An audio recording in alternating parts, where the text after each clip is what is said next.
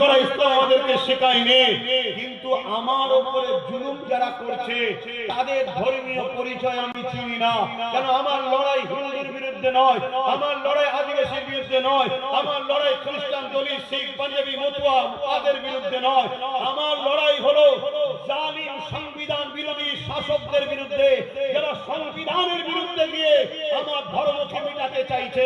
সংবিধান বলেছে মসজিদ, মাদ্রাসা, ওয়াকফ মুসলমানরা দেখবে, হিন্দুদের দৌলত হিন্দুরা দেখবে, আদিবাসীদের জঙ্গল আদিবাসীরা দেখবে, জাত দেখবে।